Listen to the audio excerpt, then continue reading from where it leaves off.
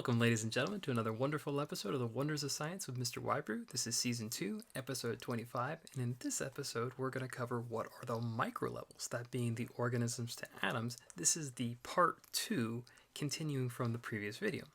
So does anybody know? Anybody know? Anyone? Anyone? What the microlevels are? Anybody? Anyone? Come on, anybody want to take a guess? Anybody? Anyone?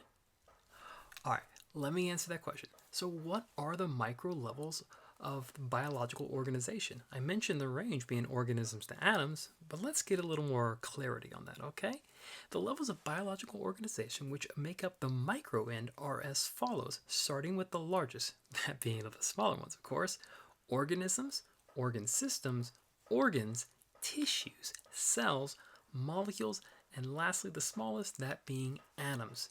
The reason I've organized these as on the micro end is the word micro refers to small, and these organizations, in comparison to those we previously mentioned in the other video, refer to classification organizations that are on the smaller scale.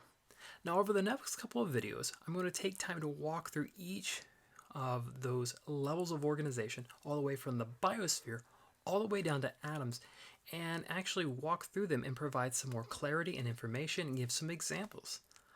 All right, ladies and gentlemen, let's get now to our fun science fact of the day. It might be a little fishy. Okay, the pun was okay, but you should get it. You'll see, okay? Listen here. Fish are the only vertebrates that outnumber birds. Now, what it means by a vertebrate, that means those species that have a backbone. All right, pretty cool. So there are actually more fish than there are birds.